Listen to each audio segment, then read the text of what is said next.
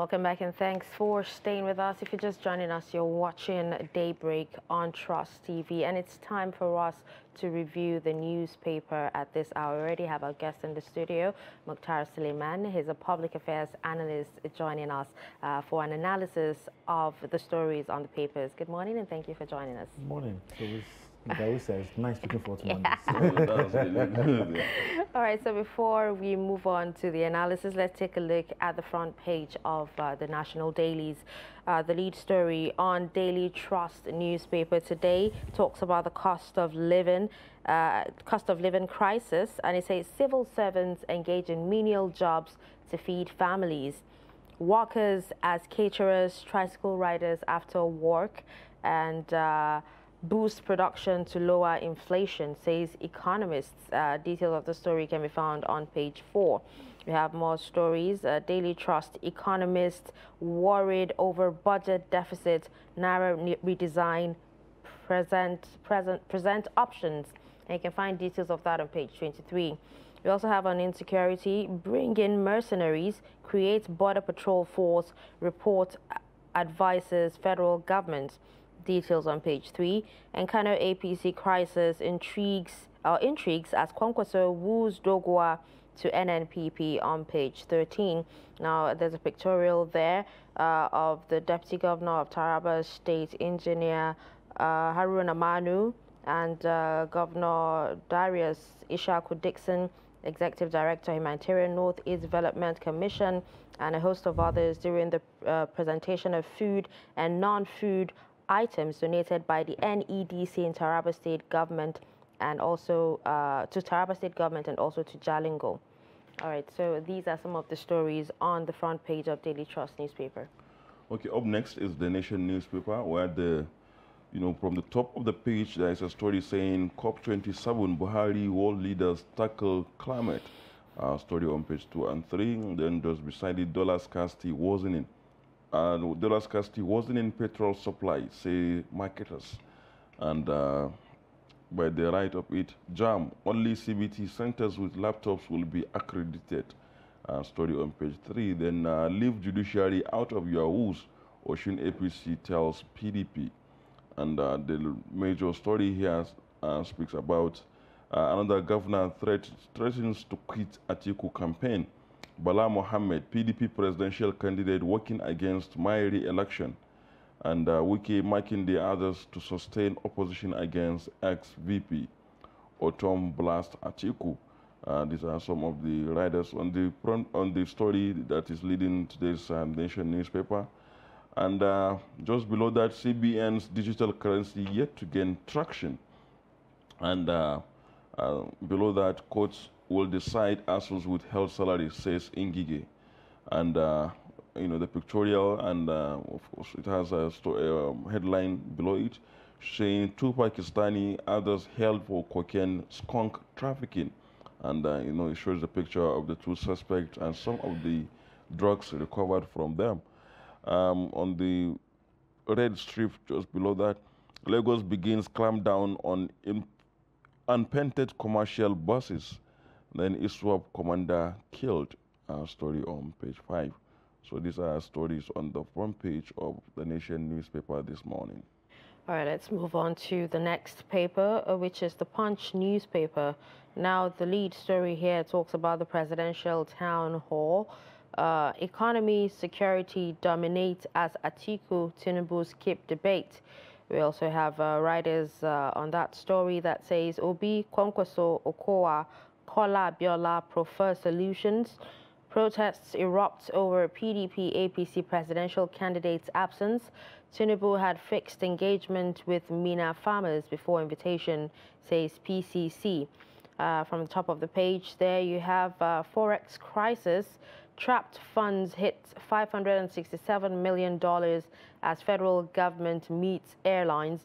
And writers that says Ministry, Emirates negotiate flight resumption. CBN may opt for part payment, minister's aid. And then on half salary, ASU ESCO meets lecturers, mall sit at home. Just beside the nameplate there, we have Moribund Ajaokuta still spends 29 billion naira on personnel. And there's a pictorial there of 19 people dying as Tanzania plane plunges into lake. We have more stories. ISWAP attacks claim 15,111 so far, says think tank. We also have PDP crisis won't stop Atiku's victory, says Senator Urogide, and FRSC backs officer who injured pregnant woman. And these are the stories on the Punch newspaper. Okay, up next is This Day newspaper. The lead story on This Day this morning: at Arise Presidential Town Hall series, candidates lay out agendas, and the story has Riders Concourse, military personnel grossly inadequate. Obi, we will ensure prudent management of resources. Atiku, if Nigeria is working for everybody, no one will want out. And then Abiola, Buhari's underutilization of NSS office escalated insecurity. And then beside the lead story is a pictorial showing, the birthday of the billionaire Femi Otedola, chairman of Grego PLC and chancellor of Augustine University, and with his family. And then top of the page, Kenyatta, no government can address all Nigeria's problems, says reinventing the wheel a challenge that must be addressed. Declares continuity succession plan critical to development. Ministerial retreat has helped to keep us in check, Buhari posits. And below that, Atiku is G3. He knows I will win 2023 presidential poll. Story on page 42. So these are some of the stories on the, that can be found in today's This Day newspaper. All right, up next is Guardian newspaper. From the top of the page there, we have APC absent as Obi Kwankwaso Abiola Okowa parlay at first presidential town hall. We have Akintoye distances Ilana Odua from attack on military base at Ado Odota. The lead story here is on COP27. Inflation, energy security frustrate communities to climate change. And riders on that story that says Nigeria, others push for more oil exploration. UN says will hold world leaders accountable. African countries most affected by climate change, says COP27 president. World's green agenda undermines Africa's priorities, says Ayuk. We also have more stories there. Nigeria deserves permanent seat at UN Security Council, says Gambari. Why illegal bunkering may not end soon in Niger Delta. Details can be found on page 3. The real scorecard of President Buhari. There's an editorial on page 16. And another ASU strike bodes danger. Huriwa warns federal government. Konoa rejects half pay. And these are some of the stories on the Guardian newspaper. Let's now take a look at Leadership newspaper, where the lead story says, in breach of Electoral Act, INEC shields political parties over unaudited accounts. And, then up in the page, it has a story that says, private sector, 2023, give peace a chance, Olutayo tells Nigerians. And students warn against another ASU strike as union meets today. Below the masthead, private sector operators decry incessant summons by National Assembly. And just below that, Atiku absent as Obi, Kwankwaso, Abiola face Nigerians at Arise News debate. And Nigeria's insecurity requires holistic approach, says Agora policy. And Naseni partners Italy, Jordan, Czech Republic to revolutionize Agric. And lastly, Ghanaian protesters demand Akufo-Addo's resignation over economic crisis. So these are stories on the front page of Leadership newspaper this morning. All right, we'll take the final paper, which is Business Day. We have the lead story here that says, Ghost of Jilted FX, subsidy reforms haunts Nigerians. At the top of the page there, we also have manufacturers, alternative energy spends up to 51% in H1. And we also have an analysis on Glencore. Glencore had front row seats to Nigeria's rot and cashed in.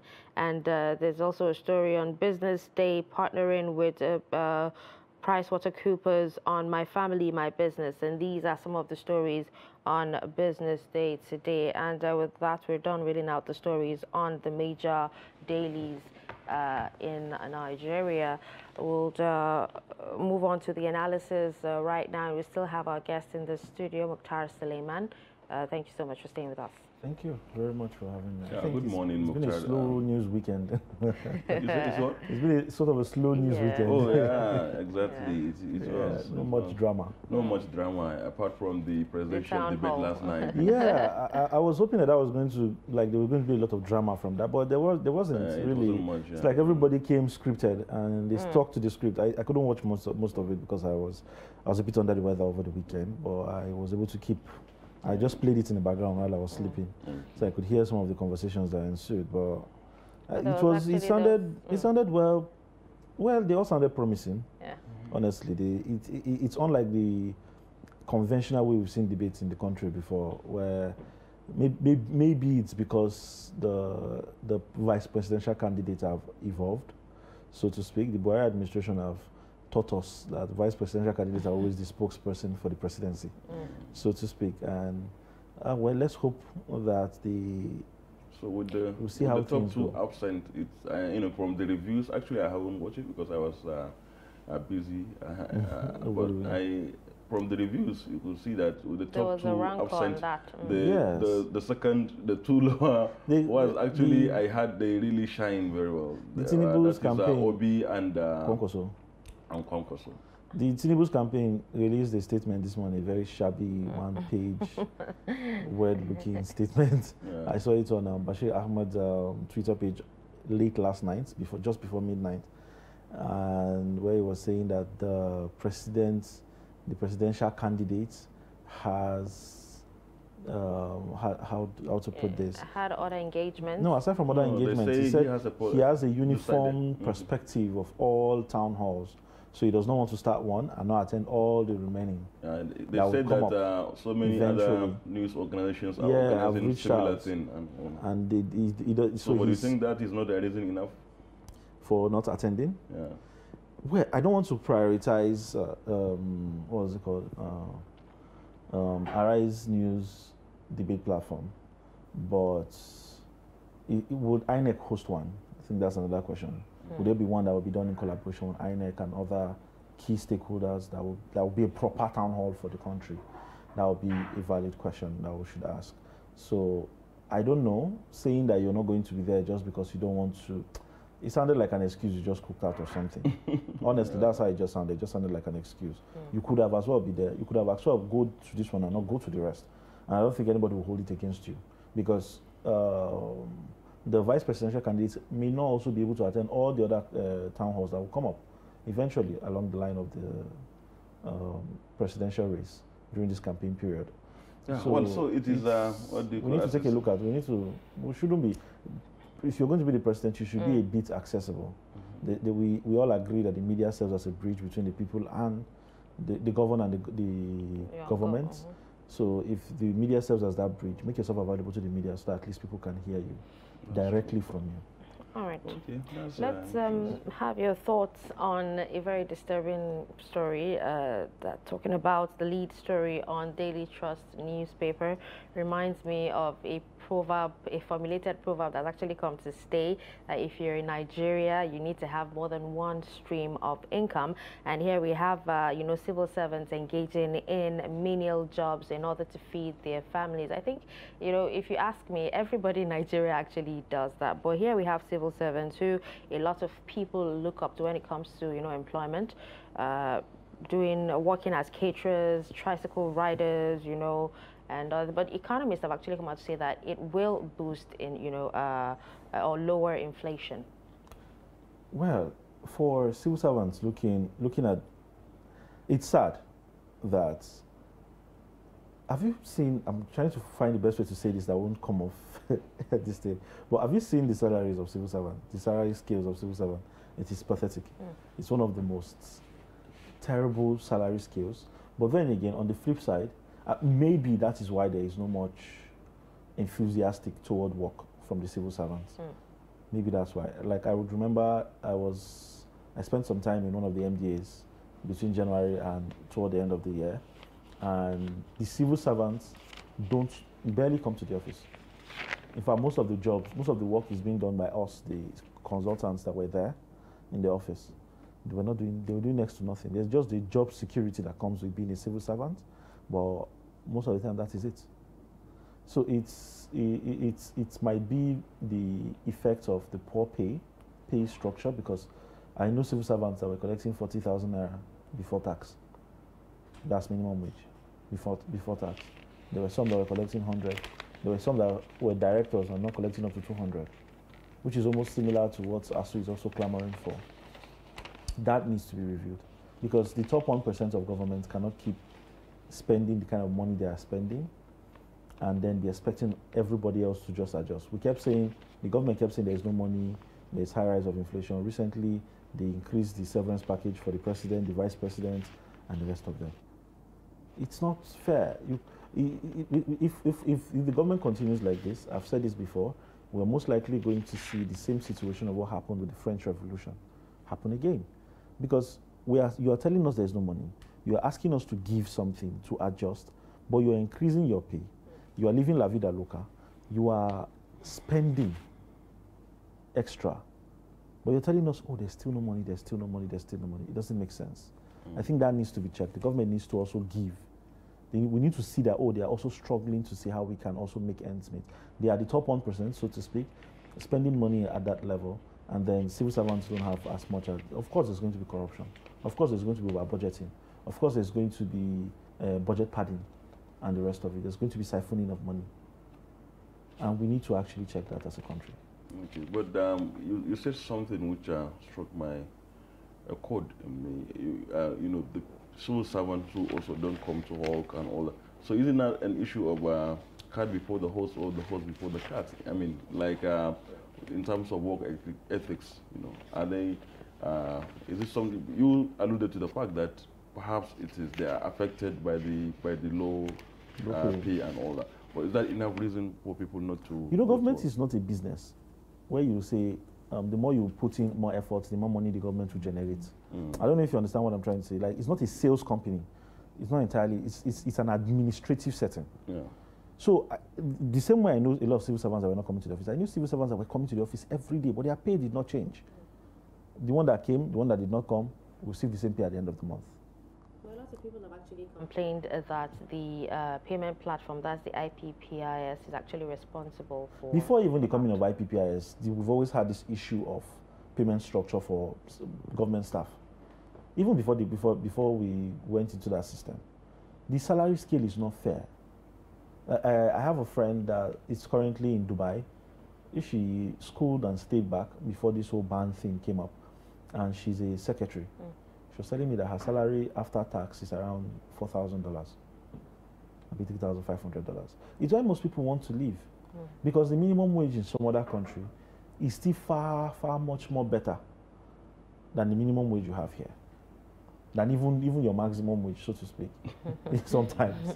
But we really need to check that. Honestly, we need to check, because like the government is not a business structure; it is an administrative structure. So if there's no effective way of ensuring that people are incentivized enough to stay in the office and do their job judiciously, of course there are going to be greedy people who are going to go out of their way, and no matter how much you pay them, it's never enough. But at least make sure you reduce that significantly. Okay, now something away from that. On the front page of Daily Trust still, there is this story which is on page 3, saying, advising government to bring in mercenaries. You know, in 2014, there was that, just before the election, in 2015. Is this something that you think is a good idea? I don't think it undermines our military. Okay. I don't think it's a good idea. I think it's a stupid thing to do. The insecurity in the country is not something that the military cannot handle. The problem with it is there's a hole in information sharing. There's somewhere it's leaking. And most of the security people I talk to will tell you it's coming from the political class. I saw a tweet once that was funny, but deep enough as well. A military man tweeted, I think it was from a burner account. He said, I can't remember exactly the word for word, but this is what he was saying. Make una go vote, and make una vote well. No between our come vote person go give us orders. We will shoot una. No, don't say army don't shoot una again. It was funny, but it was also deep as well. The political class have control over the military in terms of the way the constitution is designed and the way information is supposed to go. So if I don't think the military themselves are okay with sending their people to go and die, because it could be you as well, it could be any one of you. So there's a problem with the political class that needs to be checked, and unless we deal with that, we handle that, because we remember that there was an American that was kidnapped, and the military and their marine forces came into this country, went to that place, took the rescued the person and left, and our military did not know anything until they had left. And their justification was, we've shared information with your government, and it keeps getting leaked to the people who want to go and meet, and that's why we came in and did what we did and left. Is that, in terms of diplomacy, is that wrong? Yes, it is wrong. But on the flip side again, it's so hard to actually blame them entirely. I feel like that undermines us. It was very, very wrong. But then our own political class have not done enough to show that they have our best interest at heart. All right, talking about security, there's an editorial on Daily Trust newspaper on page 17 that talks about withdrawing police protection for private citizens, and this is actually related to security details dying, in convoys. Now, this is where the mercenaries will be of good use. Where you bring them in, this is where they will be of good use. I have always been against police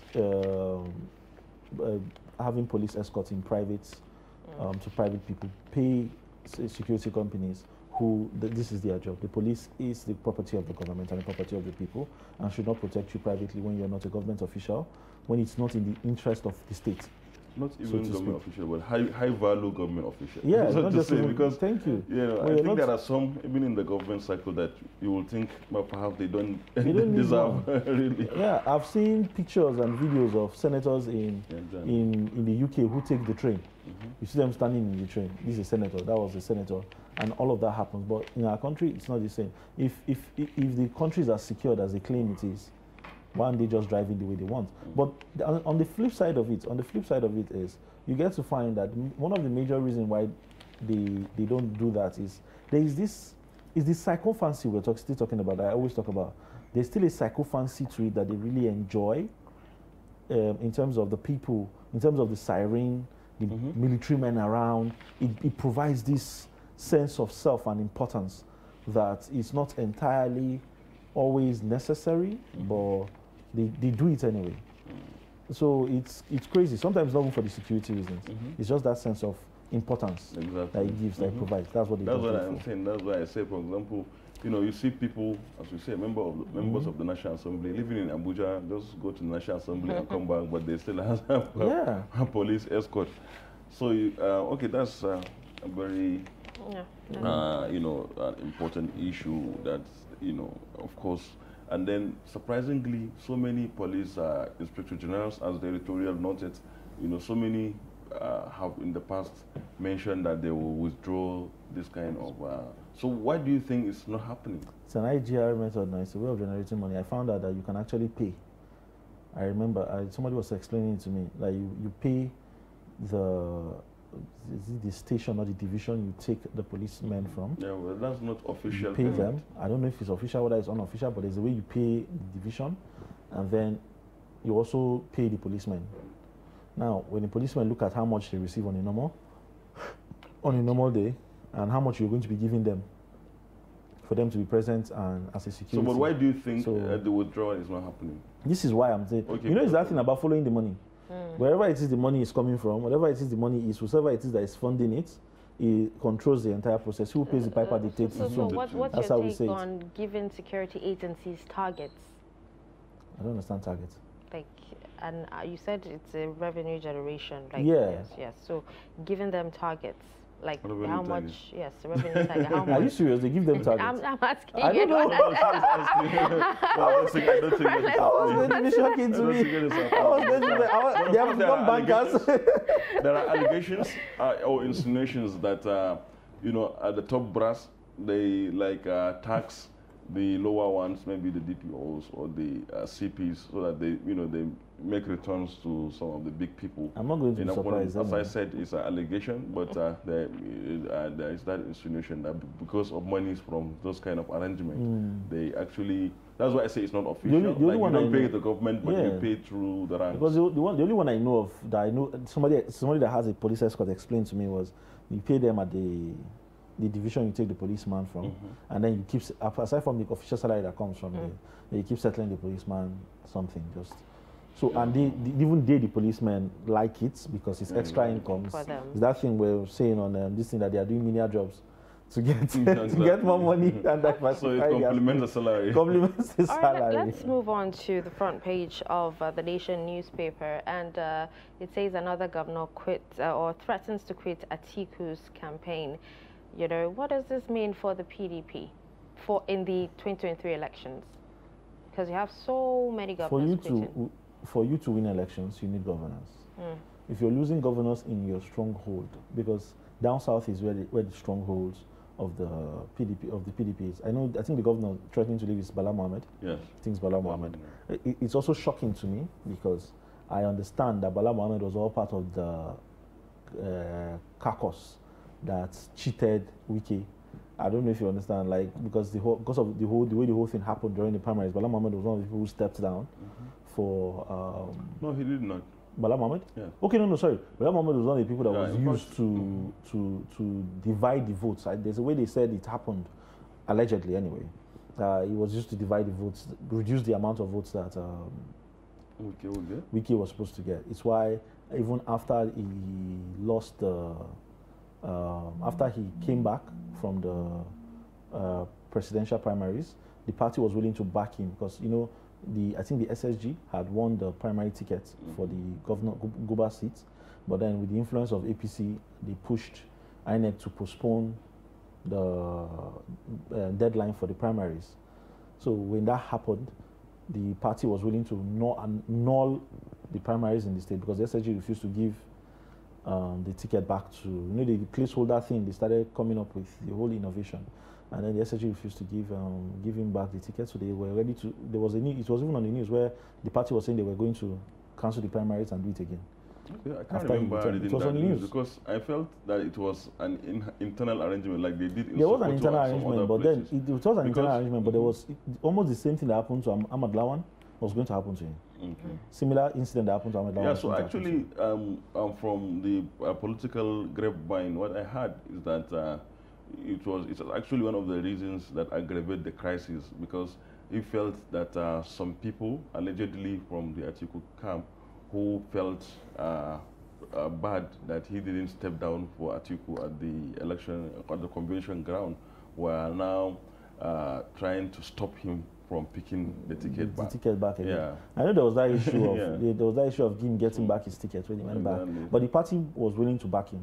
Because I remember that it was on the news, they put out a statement they were going to cancel the elections, that they gave a very vague excuse and they were going to do it again. But eventually I didn't get to hear when they redid it. Yeah, they did. Well, they redid it again. Yeah. So that's also another distance. So whatever it is what does this mean for Atiku? Atiku is losing his people too much. And I think he needs to sit down and weigh if IU goes, the pros and cons.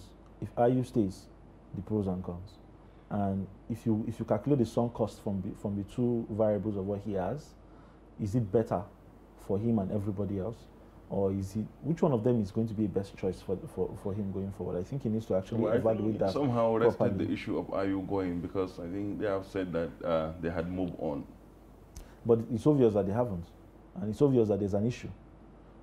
You're losing your strongholds. It's obvious that there's an issue. Time is actually not on their side, by the way. It's not. It's obvious that there's an issue. The way you win elections, you need your governors in the states for you to easily win. Because if your governors have mandates that make them win elections, that means they can transfer their mandates to you. That's a tested and trusted mandate that you already have in the state. So if the governors are saying they're not going to transfer their mandates to you, that means they're not going to campaign or endorse you, then that's a problem in the electoral process. It's democracy. That's how it works. So I think he really needs to check that. Okay, let's take a look at the COP27, and the president of COP27 saying that African countries are most affected by climate change, and you have Nigeria saying in the year, in how many years time that they would achieve zero emission. Do you even see that happening in Africa? Because you have so many people burning. Do you know the irony of it? Africa as a whole continent, constitutes for less than 1.5% of the carbon emission in the world. How much industrialization do we have here in Africa? I'm not just talking about Nigeria now. Okay. The whole of Africa as a whole, all 53 countries, I'll be 54 countries, amount for less than 1.5% of the carbon emission in the world. The only problem is that Africa is most affected by the climate change. Why? Is that question I usually ask myself. Is it the climate change or is it poor governance? Because you look at the issues of flooding that are happening already currently. If you trace the root issue, there's no waterways for those waters to go, for that water to go. There are no pathways for, we're not creating structures to counter the issues that are coming. But these are existent in European countries, despite the fact that they are the ones that have the most carbon emission. Because of the Russia-Ukraine crisis right now, Russia has cut the gas supply to the whole of Europe. Most European countries are going back to coal. They are reopening their coal mine. And that, in fact, before, when they were contributing for the whole 90% of the carbon emission, most of them are shut down their coal mine. Imagine now when they reopen their coal mines again. Some countries are already going back already. They are already reopening their coal mines. So when we say things like zero emission in Nigeria, for example, well, are we really emitting anything? We're not really emitting anything, per se. So we are just and it's so difficult for us. It's so difficult. If it was so easy to stay green 100%, why haven't countries like the United States achieved that? Why haven't countries like Germany achieved that? Staying green 100% is not. I don't think it's a very possible thing, but we can reduce the carbon emission. I agree that we can reduce the carbon emission, but putting that burden on African countries is unfair, because the emission that cumulatively all the countries is less than 1.5%.